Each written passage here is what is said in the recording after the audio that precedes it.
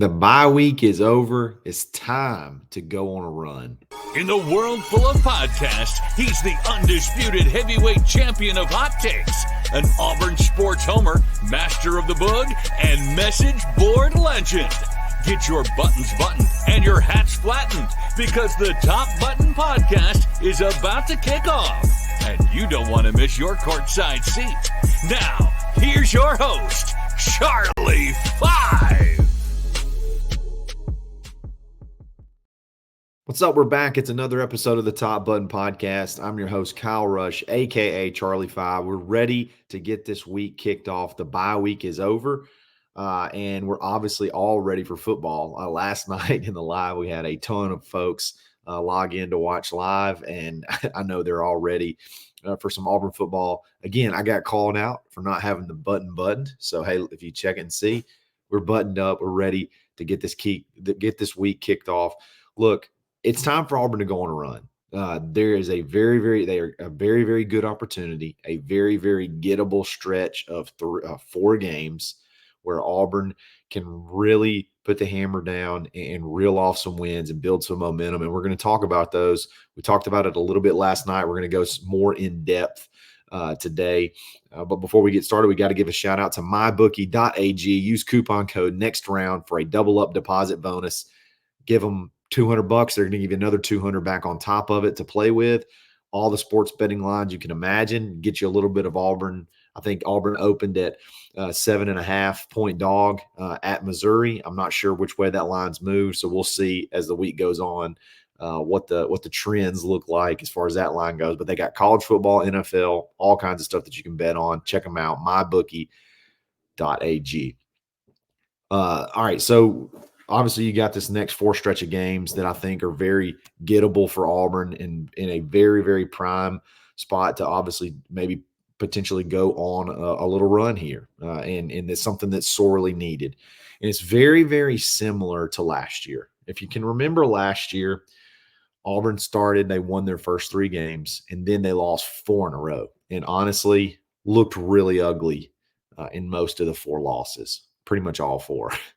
And then went on a 3-game winning streak where they won some games looking really good.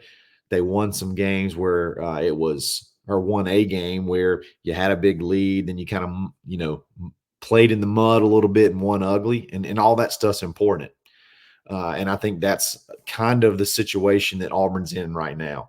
The only difference is there's a huge difference in the team last year at this point in time and the team this year at this point in time. And it's that, believe it or not, records out the window. Auburn's playing so much better football right now than they were at this same point last season. Like, it's kind of crazy to think about. If you look at it from a statistical perspective, you're night and day a better program right now than you were at this point in time last year. You're giving up 50 less yards per game. I mean, playing really, really good defense and playing with a ton of young guys. So you're playing better defensive football, and you're doing it with guys that are going to be here for 2 to 3 plus years left that you can continue to build and get better and better and better with. So that's obviously a huge bright spot. And then you're gaining over 100 yards more per game, not close to 100 yards more per game in yards than you were at this point in the season last year. It's kind of crazy. Like, if I were to tell you, hey, Auburn, you're gonna give up 50 less yards and you're gonna average 100 more yards a game, you're gonna say, my God, we're 4-2 at worst, or 5-1 to start the season. But obviously, we know the stories: untimely turnovers, miscommunication, certain mistakes, balls going off hands, just kind of fumbling going into the end zone. Some freaky things have been going on that have led, obviously, to Auburn's destruction in several games. You're 5th in the conference in total defense. You're 7th in the conference in total offense. You're right there with some of the better teams as far as statistical outputs. looking like you could be a contender if you just look at the box score, you're like, man, this team's pretty good. This team's pretty solid. But you just keep finding ways to lose games. You keep snatching defeat out of the jaws of victory. So the thing is, again, when you compare this team to last year, right before this little run that the team went on last year, I just think Auburn's a better football team than they were last year. I really do. I mean, from top to bottom, I think you're a better football team. So now that you're in this situation, as unlikely as that run was last year, maybe it makes this one seem a little bit more likely, a little bit more doable. The only difference is you're not worried about, can you score? Can you keep them from scoring? That was the worry last year. Can we move the ball at all? Like, we'll be able to move the ball at all? Will we be able to stop them? That's not the fear this year. The fear is, when are we going to make the big bonehead play? When are we going to make the big play that gets them back into the game or gives up the game? That seems to be the fear this year, because it's like, we know we're going to move the ball.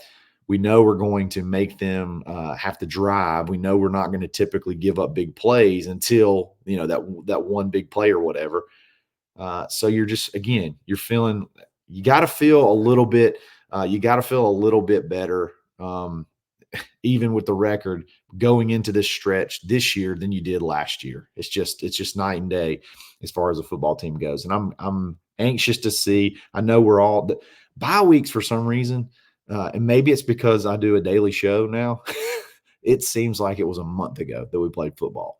And I know when I was a college student and I was, super into it, bye weeks were tough because you're just yearning for that next game. But this one seems like it's taken forever to get here. But now we're here. You're gonna have your press conferences today, where you'll finally get to hear from Hugh Freeze, kind of leading up to the game. You'll get to hear him twice today, I guess. I guess he'll do Tiger Talk tonight, and he'll do his press conference today around lunch. I'm sure there'll be some interesting questions. There'll be some interesting sound bites that we can take and kind of take and kind of create a conversation about. I'm sure there's going to be some questions about Alex McPherson. I saw some in the chat last night. Again, I think it's just his issue is something that he's going to have to battle with for, maybe forever. But as far as this season goes, I think it's iffy. I know he was active. Maybe he was active the last game, but he obviously didn't play.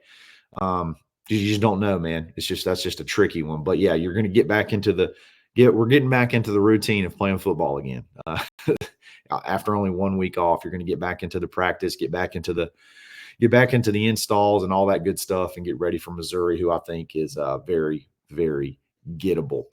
Before we talk about what we have to do what I want to see over the next 3 games, we got to give a shout out to our boy Ford Stokes with retirement results presented by Active Wealth. Go to retirementresults.com/plan. Get your free custom portfolio analysis. Let Ford tell you if you're paying too many fees. Let Ford tell you if you're not protected from the IRS. Let Ford tell you, let him let you know that there's this product that you may not be aware of, that you're not taking advantage of. Like, it's no risk at all to you. Even if you have something in play, in progress, let him take a look at it.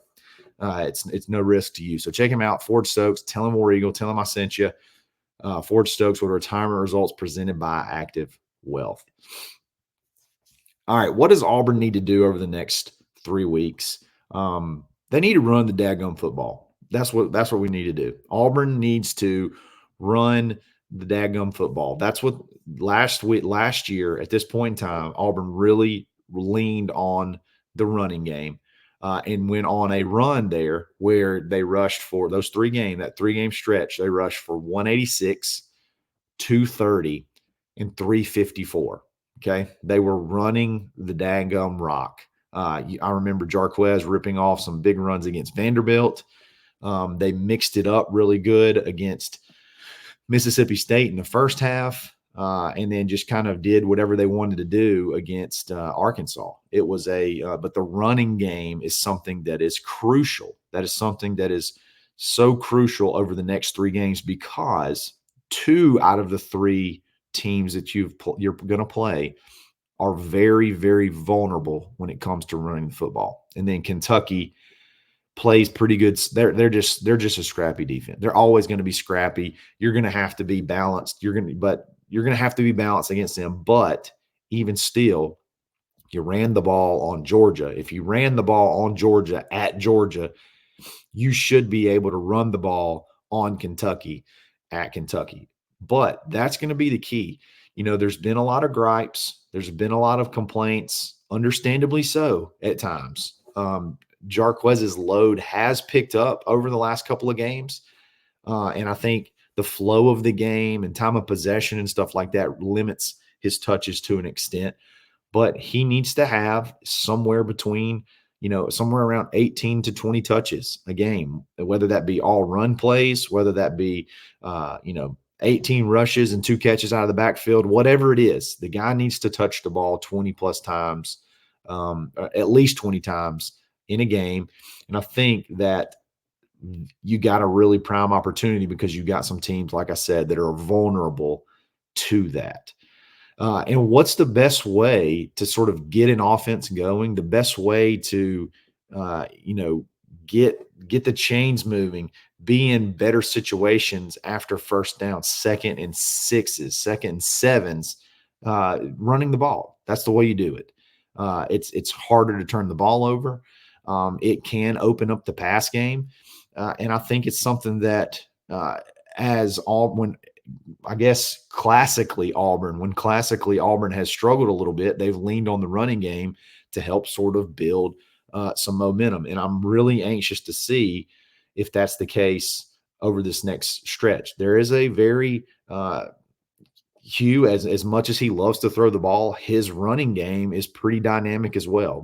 His running offense is pretty dynamic as well. You watched it last year when we could not throw a forward pass, but we were still able to grind it out on, able to gash people on the ground. It didn't matter who it was. If it was Alabama, if it was Georgia, we were able to gash them at times on the ground. So I'm expecting to see a lot more of that over the next couple of weeks.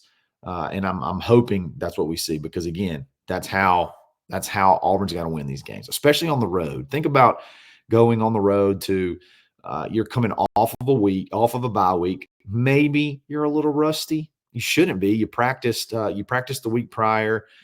You practiced this week. You're going to have a full week of practice here. Maybe though that you're 1 week off with a game, of a game atmosphere, really aggressively popping pads, things like that. Can the timing be a little bit rusty as far as the passing game goes? Who knows? But what's typically not is the timing on knocking somebody off the ball and running through tackles and making plays in the run game. I think that's going to be key for Auburn to be able to win these next 4 games. Run the football. Does not mean you have to completely shut down your offense where it's like, okay, we're just going to go man on man. We're going to run off right tackle, and that just is what it is, and we'll just see what happens. No, you can still have options. You can still have checks out of the offense. But what we need to do, I feel like, is make more of those options be run options. But whether I don't, again, if it's run left, change it to run right, change it to the whatever gap that you got to run through. It doesn't matter. The deal is there needs to be more. There just needs to be more carries. You got to have more. You got to feed Jarquez. You got to feed Jarquez and get him going because, heck, he's fresh. He's fresh and he's on pace to go over 1,000 yards. So let's get him some touches over these games and really, really get the train rolling. I think we can do it, man. I really do. Again, like I said in the last segment, you're playing better football. You got a vulnerable spot of the schedule. A gettable spot of the schedule. You just got to figure it out how to do it. And that brings me to my last point. It doesn't matter how you do it. You got to win, even if it's ugly. You got to figure out ways to win. That is the next step to take this younger team and become something that you can, be some. That is the way you take this younger team and build confidence so that they can, keep pushing and keep going for the next win, get that taste of it. Win ugly. Doesn't matter how it looks. I talked about it last night on live. Everybody's got players now. Everybody's got players now. So the whole, like, I know a lot of people laughed, and Auburn fans laughed, and the rest of the country laughed at Alabama for only beating South Carolina by 1 point at home. And typically, if they mocked DeBoer for smiling coming off the field. Well, the thing is, South Carolina's got players, man. They got a tight end who's an NFL guy. They got a defensive end who's an NFL guy. Like, they got players. So everybody's got players. So it's becoming more and more like the NFL, where, they say any given Sunday. Well, any given Saturday, it seems like somebody can get knocked off. So you got to figure out ways to win. And I'll take a 1 point win over a 3-point loss playing good football all day long. I don't care how you do it.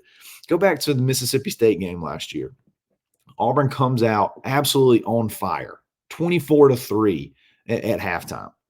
And then in the second half, there were some weird breaks where Auburn kept getting pinned down inside their 5. I think we had like 3 or 4 possessions in a row inside the 5-yard line. So things could have gone terribly, terribly wrong there. Think about, some of the stuff that's happened this year, some of the freaky stuff that's happened this year. Things could have gone terribly wrong there, but you said, hey, let's don't be dumb. Let's just get the ball out and make them score and come back and beat us. And I think a lot of people, I may have even been in some conversations. I think some people asked Hugh in the press conference, why'd you go conservative in the second half? You know what I mean? And he explains, like, my God, guys, we're inside the 5 like 3 times in a row, and they're blitzing corners and doing everything they can to create a turnover. We're just trying to win the game. We're just trying to do what we can to win the game. And I think that's what this team has to do. They have to just figure out. It doesn't matter how it looks. I don't care about style points right now. Like, you just got to figure out how to win and get a taste of winning a game. Coming out, like, they're throwing their guts out, like they're putting their guts out on the line. They're playing hard on both sides of the ball. It's very, very deflating to do that and then not have anything to show for it. It's very, very tough to want to continue to go run for 7 yards a carry and run hard and not come out with a win. Run the routes the way you have to run it. Keandre Lambert-Smith, like, doing what he's doing, having the games he's having. It's very tough to keep that intensity up every single game and not have any wins to show for it. People love stats. Guys love stats. But at the end of the day, they love wins too. They love wins more. Like, even though football is becoming more individualistic versus team oriented, as it used to, it was all about the team. And it does seem it's become more individualistic as NIL and all this stuff has come into play. But still, they want to win. That's why you do see, there's a handful of kids that are starters that may leave a team because they want to go win. Now, it doesn't have. It's very rare that it's actual starters that do that, when it's not a coaching change and they just leave to go to sort of like a lateral to a little bit step up move. If they're in line to start. That doesn't typically happen, but sometimes it does. Kids want to win. So figure out ways to win, even if it looks terrible, even if it looks ugly. Who cares? At this day and age, in the game today, who cares? Win the football game. That is the only thing that matters. Like I said, Mississippi State last year was ugly, but you won. Vanderbilt, you threw a pick 6, but you won. Arkansas, you threw a pick 6, I think, but you won. You pretty much dominated them in every phase. Alabama last year, it was an ugly game. I think Thorne had a pedestrian passing day, and you're one play away from winning the game. Like, those but you got to win those games when you're playing that way. And even if the style points aren't there, if you can win it, that can build some momentum. So I think that's the biggest thing, is, like, don't worry about how it looks. Don't worry about the box score. The box scores have been fine this year, but the scoreboards have not. So let's figure out how to just win a game. Let's go to Missouri. one possession at a time and figure out how to win the daggum game. I think that should be the theme of this week. Figure out how to win the daggum game. That's all. And it doesn't matter how you do it. So let's see what happens. Let's see what Hugh has to say today in his press conference. Let's see what develops over the week. There's some interesting injury storylines going on with Missouri that could be very, very impactful on the game on Saturday. We'll see how those play out and definitely talk about those throughout the week. But guys, I really appreciate those for jumping on the live last night. I appreciate everybody for hanging in there through the bye week and the bye week content. We're back at it, talking some football. So again, y'all have a great week, and we'll get back after it. If you like this video, like it. If you like this channel, subscribe to it. Follow me on Twitter, _Charlie_5. We're going to be back every single day. It's another episode of the Top Button Podcast, and we're actually buttoned up. So get off my back. We're buttoned up, ready to go. Stay buttoned. Thanks for listening, and drive home safely.